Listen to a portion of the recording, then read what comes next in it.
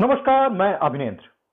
अग्निपथ योजना को लेकर काफी कुछ अब साफ हो चुका है, क्योंकि इस योजना को लेकर सेना प्रमुखों ने एक प्रेस वार्ता की और प्रेस वार्ता करके सारे सवालों का जवाब दे दिया। इस प्रेस वार्ता से एक बात स्पष्ट हो चुकी है कि अब सेनाओं में भर्ती प्रक्रिया केवल एक होगी, वो भी अग्निपथ योजना के तहत ही होगी। उन्होंने फर्स्ट फेज पास कर लिया था, किन्हीं का मेडिकल हो गया था, कोई कॉल लेटर का वेट कर रहे थे कि उन्होंने, तो उनका क्या होगा सर? और इस तरह के नंबर कितने हैं जो युवाओं का, उनका क्या होगा? वो सारे जो एग्जाम्स उन्होंने पास किए हैं, चाहे मेडिकल पास किया है, कोई दौड़ पास किया है, वो सारे वो सब खत्म हो जाएंगे, कैंसिल हो जाएंगे।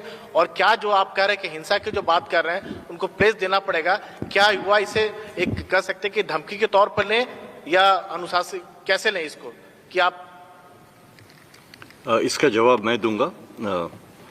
शायद हमारी रिक्रूटमेंट प्रोसेस सबसे आगे बढ़ी हुई थी जब इसको रोका गया, तो अब सारी रिक्रूटमेंट सिर्फ अग्निवीर के थ्रू ही होगी। एज की सीमा बढ़ा दी गई है 21 से 23।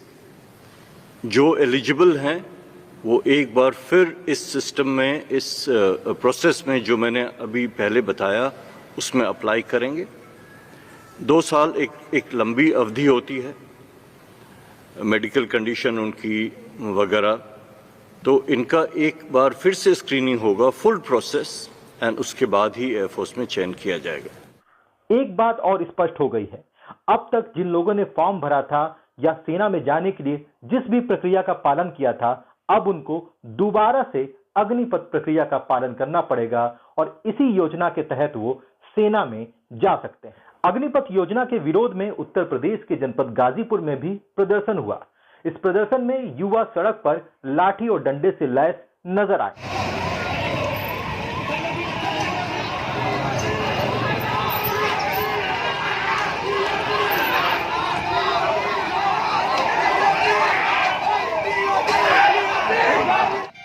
अग्निपथ योजना के विरोध में पड़ोसी जनपद बलिया के बाद जनपद गाजीपुर में भी बवाल होने की संभावनाएं बढ़ती जा रही हैं।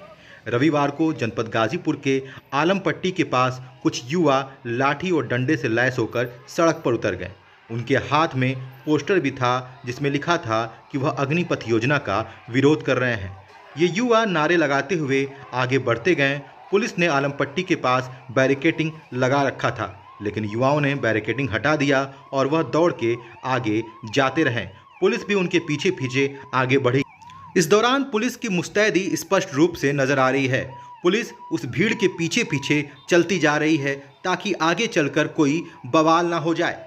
गौरतलब है कि अग्निपथ योजना का विरोध उत्तर प्रदेश, बिहार, तेलंगाना, हरियाणा, राजस्थान, पंजाब समेत कई राज्यों में हो रहा है। सबसे बुरी स्थिति बिहार की है, जहां पर ट्रेनों में आग लगा दिया गया, जहां पर गाड़ियों में आग लगा दिया गया। बीते शनिवार को उत्तर प्रदेश में भी स्थिति वैसे ही देखने को मिली। अभी पिछले दिनों उत्तर प्रदेश के जनपद गाजीपुर के जमनिया रेलवे स्टेशन पर युवाओं ने पत्थरबाजी किया।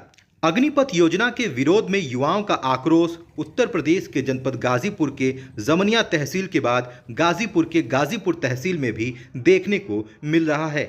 ये विरोध कहीं किसी बड़े बवाल में ना बदल जाए, इसके लिए प्रशासन मुस्तैद है। उसके बाद युवा रेलवे ट्रैक पर भी पहुंचे, लेकिन प्रशासन वहां समय से पहुंच गई।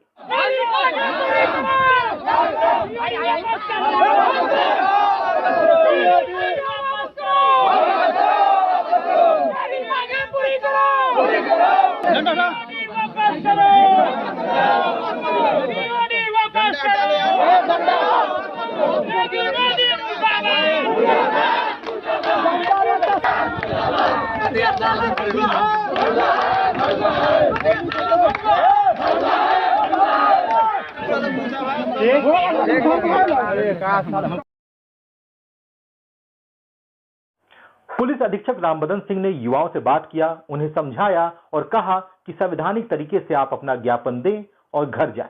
देखिए, हमने इन लड़कों को बुलाया, ये भाग रहे थे पुलिस को देख करके। हमने इनको बुलाया, इनसे बातचीत किया और कहा कि आप एक ज्ञापन लिख करके दे दीजिए, जो आपकी ग्रीवेंसेस हैं उनको हम भारत सरकार तक पहुंचा देंगे। सभी बच्चे मान गए और उन्होंने अपना एक ज्ञापन तैयार करके एडीएम साहब को सौंप दिया है, जिसको हम भारत सरकार को भेज देंगे।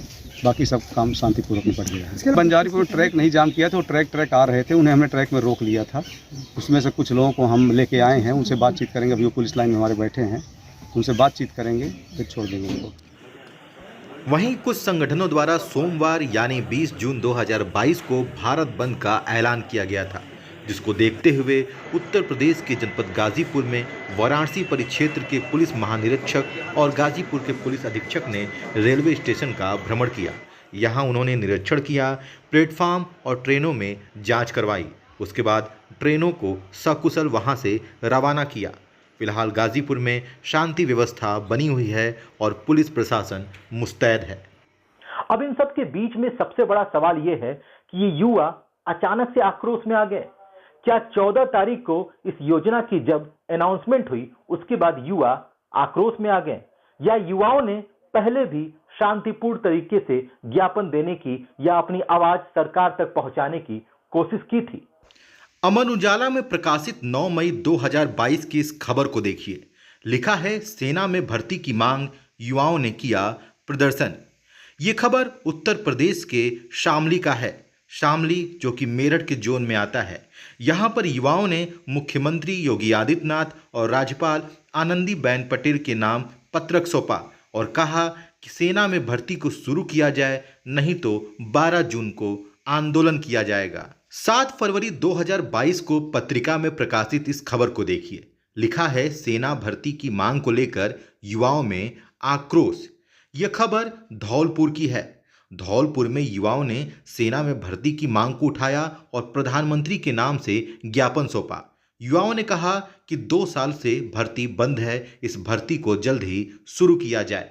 8 मई 2022 को जागरण में प्रकाशित इस खबर को देखिए। लिखा है, सेना भर्ती शुरू करने के लिए मांग को लेकर सड़कों पर उतरे हरियाणा के युवा, जाम लगाकर जताया रोष। जी हां, ये खबर 8 मई 2022 की है, जहां पर सेना में भर्ती की मांग को लेकर युवाओं ने रक्षा मंत्री के नाम से ज्ञापन सौंपा और कहा भर्ती जल्द ही शुरू कराई जाए। युवाओं ने अपना रोष भी व्यक्त किया। 25 अगस्त 2021 को जागरण में एक और खबर प्रकाशित हुई। लिखा है कि सेना भर्ती ना होने पर युवाओं में रोष, रोहतक में किया प्रदर्शन, भर्ती जल्द कराने की रखी मांग। ये खबर रोहतक की है, 25 अगस्त 2021 की है। इस खबर में लिखा है कि युवाओं में रोष था, उन्होंने प्रदर्शन किया और सेना में भर्ती जल्द कराने की मांग रखी, जिसको लेकर युवाओं ने प्रशासन को ज्ञापन भी सौंपा। पिछले 2 सालों में ऐसे कई मौके आए हैं जब युवाओं ने प्रदर्शन किया है, प्रशासन को, मंत्री को, प्रधानमंत्री को, मुख्यमंत्री को ज्ञापन भी सौंपा है। लेकिन पिछले 2 सालों में कोरोना को लेकर कोई भी भर्ती ना हो सकी और युवाओं की उम्र गुजरती गई, जिसको लेकर अब युवाओं का आक्रोश सड़कों पर नजर आ रहा है। फिलहाल ये स्पष्ट हो चुका है कि अब सेना में जाने का एक ही रास्ता है, वो रास्ता है अग्निपथ योजना। जो लोग विरोध और प्रदर्शन कर रहे हैं उनसे यही निवेदन है कि वो हिंसा का रास्ता ना अपनाएं। हिंसा किसी भी समस्या का समाधान नहीं हो सकता है। अन्य महत्वपूर्ण खबरों के साथ आपके बीच फिर हाजिर होंगे। तब तक के लिए धन्यवाद।